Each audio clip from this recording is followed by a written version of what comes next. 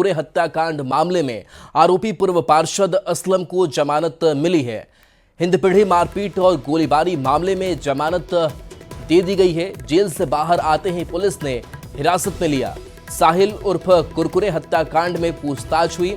रविवार को साहिल की हत्या हुई थी और इस मामले में आरोपी पूर्व पार्षद असलम को जमानत मिल चुकी है।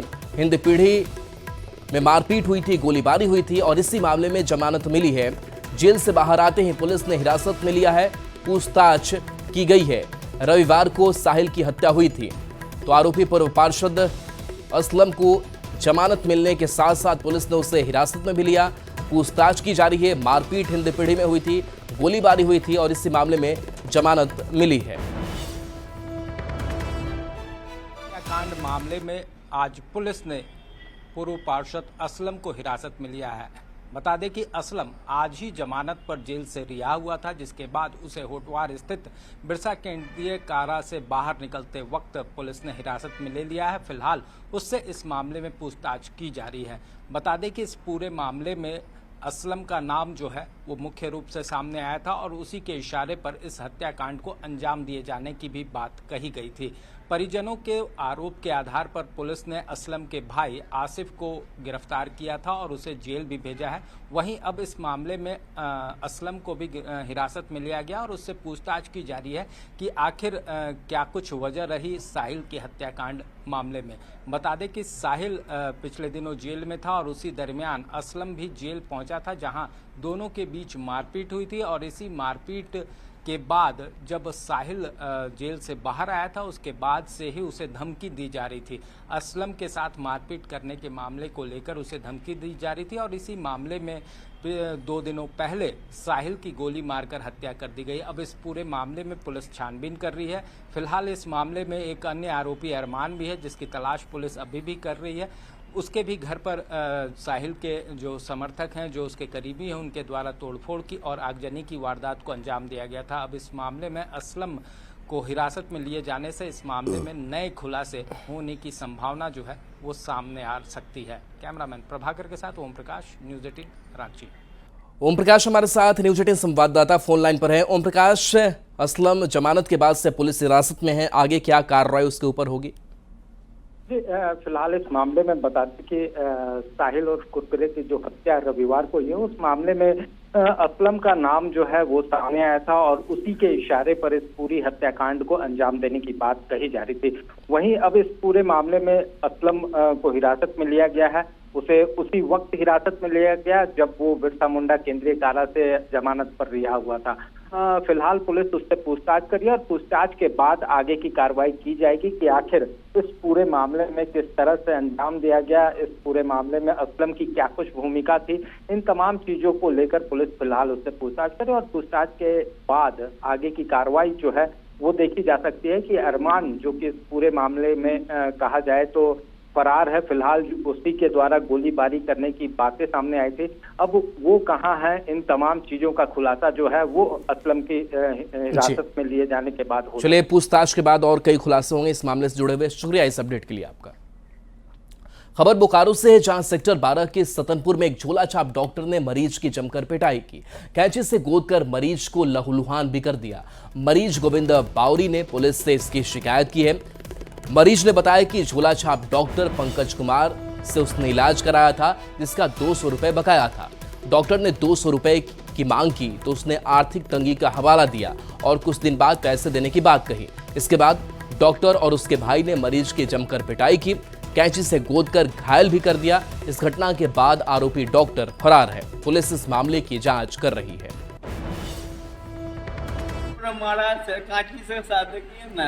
क्या पैसा 200 रुपया बाकी था सर। क्या चीज का पैसा बाकी था आपके?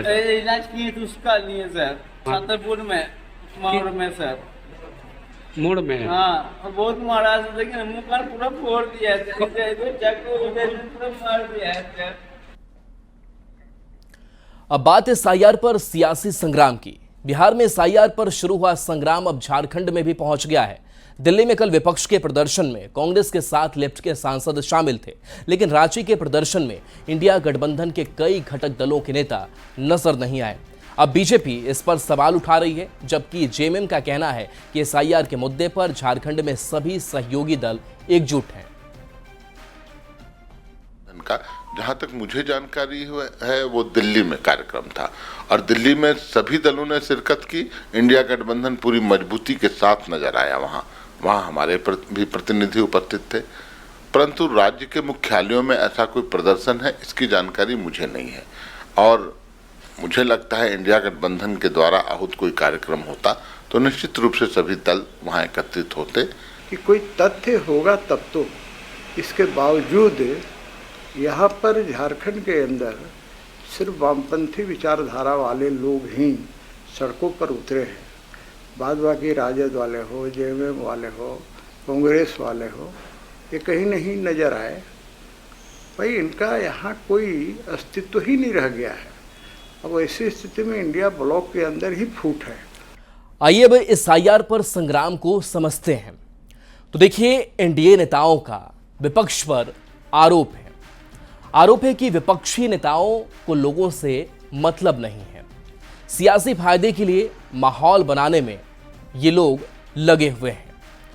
एनडीए नेता कह रहे हैं कि निर्वाचन आयोग ने 1 महीने का समय दिया है, अगर किसी का नाम कटा है तो ठीक कराना चाहिए। अब सवाल है कि मौका मिलने के बाद भी विपक्ष के नेता आपत्ति दर्ज क्यों नहीं कराते? अगर कुछ गलत है तो सुधारने की कवायद क्यों नहीं की जा रही है? सवाल यह भी है कि क्या सिर्फ सियासी विरोध के लिए विरोध किया जा रहा है? चलिए बढ़ेंगे आगे। दिशोम गुरु शिबू सोरेन को श्रद्धांजलि देने के लिए देश भर से लोग रामगढ़ के नेमरा पहुंच रहे हैं। समाजवादी पार्टी के प्रमुख अखिलेश यादव दोपहर 12:30 बजे रांची बिरसा मुंडा एयरपोर्ट पहुंचे। यहां से वो सड़क मार्ग से रामगढ़ के नेमरा के लिए रवाना हुए। झारखंड सरकार के मंत्री संजय यादव ने एयरपोर्ट पर अखिलेश यादव का स्वागत किया। इस दौरान समाजवादी पार्टी के सैकड़ों कार्यकर्ता एयरपोर्ट पर मौजूद रहे।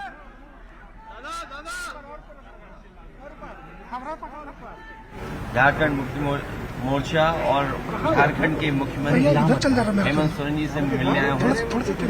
उनके इस दुख में मैं शामिल हूँ। उनके सभी साथी सहयोगी जो दुखी हैं क्योंकि शिबू सोरेन जैसा नेता उन्होंने खोया है। वैसा नेता बनना होना बहुत मुश्किल काम है।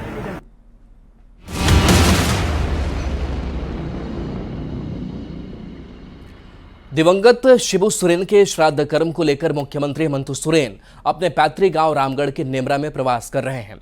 श्राद्ध कर्म को लेकर कई तरह की तैयारी यहां प्रशासनिक और पारिवारिक स्तर पर की जा रही है। खासकर गोला से नेमरा को जोड़ने वाली जर्जर और गड्ढा युक्त सड़क को सिल्ली मोड़ तक युद्ध स्तर पर रिपेयर किया जा रहा है। मुख्यमंत्री के पैतृक गांव में होने के कारण वीवीआईपी मूवमेंट काफी बढ़ चुका है। ऐसे में लुकैया टांड और नेमरा में हेलीपैड का निर्माण कराया जा रहा है। गांव में मोबाइल नेटवर्क को दुरुस्त कर दिया गया है तो नेमरा में कड़ा पहरा होगा। नेमरा के आसपास कुल 6 चेक पोस्ट बनाए गए हैं। इसके साथ साथ जो हेलीपैड है वो बनाया गया है। घुमकुड़िया भवन में अस्थायी पुलिस कंट्रोल रूम की भी स्थापना की गई है। वीवीआईपी पार्किंग की व्यवस्था भी की गई है ताकि ट्रैफिक व्यवस्था सुचारू तौर से बनी रहे। बरलंगा से नेमरा तक सड़क पर डिवाइडर भी लगा दिया गया है ताकि आने जाने में परेशानी ना हो। सड़क के दोनों ओर लाइटिंग की व्यवस्था भी की गई है।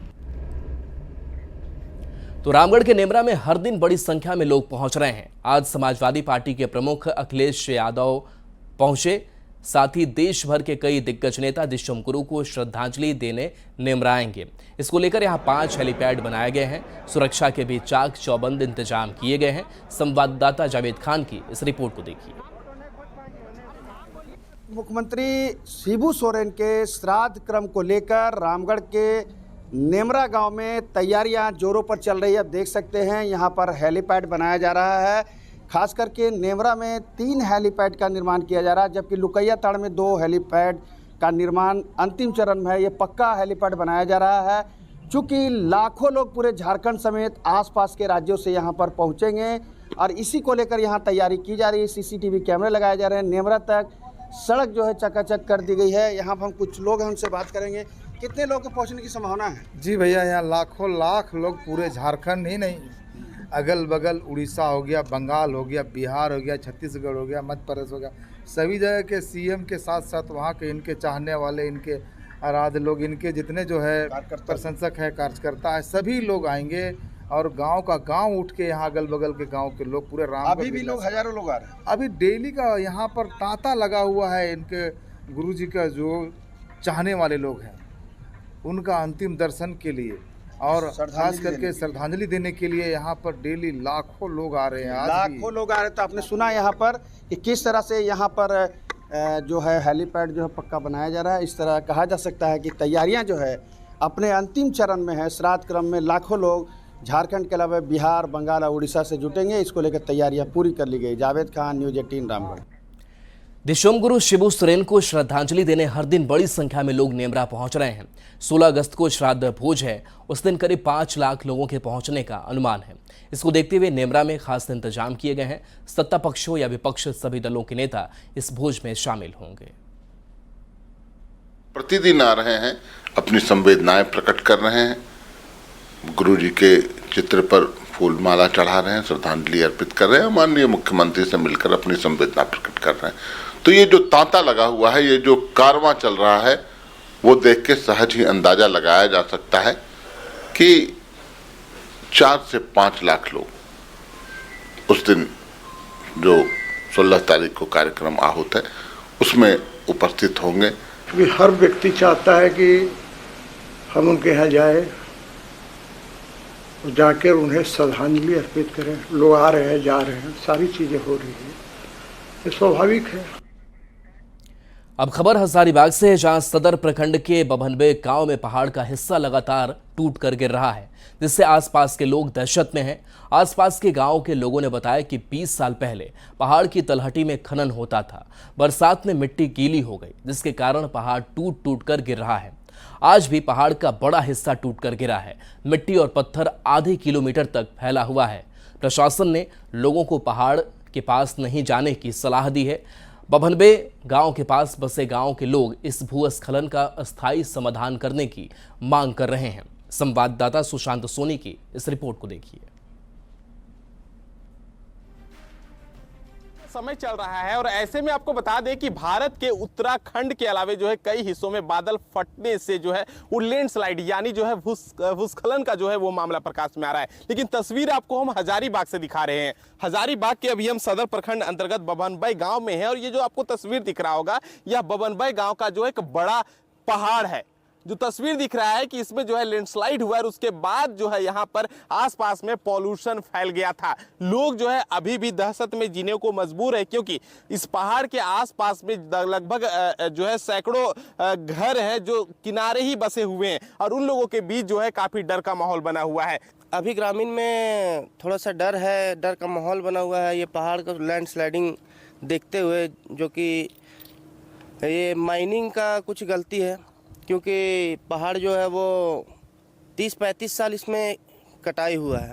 वो अब वो अवैध ये हम लोग को पता नहीं है और ये लगभग 20 साल पहले बंद हो चुका था। इसके चलते हमारे कुछ ग्रामीण लोग भी जेल वेल गए थे। बंद कराने में बहुत बड़ा सहयोग है हमारे ग्रामीणों का। और अभी तो हम लोग गांव में बोले हुए हैं कि हाँ, कम से कम अभी कुछ दिन तक, जब तक बारिश बंद नहीं होता है तब तक इधर लोगों को आने से मना किया गया। भैया कितना डर बना हुआ रहता है, क्योंकि कल से ही लगातार देखने को मिल रहा है कि भूस्खलन होता जा रहा है पहाड़। डर तो लगेगा ही सबको, इसलिए कि पत्थर बड़ा बड़ा होता है। उसका बाद में तो हम लोग देखते हैं दूर से कि जिस तरीके से बताया जाता है, यहाँ के ग्रामीण बता रहे हैं कि आज से जो है कई वर्ष पूरे इस जगह पे यहाँ पर खनन के कार्य किए जा रहे थे और खनन का कार्य के बाद जो आज की जो तस्वीर है, जो भयावह तस्वीर है, वो देखने को मिल रही है। देखने वाली बात होगी कि लगातार जो यहाँ पर भूस्खलन का जो मामला प्रकाश में आ रहा है, लगातार जो यहाँ पे मिट्टी का कटाव हो रहा है, पत्थर जो है वो लगातार गिरते नजर आ रहे हैं। प्रशासन किस तरीके से एहतियातन बरतने का काम करती है और इस पर जो है एक नियंत्रण करने का काम किया जाता है, क्योंकि ग्रामीण जो है काफी दहशत में है, काफी डर में है। सुशांत सोनी, न्यूज़ 18 हजारीबाग। और एक नजर इस वक्त की हेडलाइंस पर।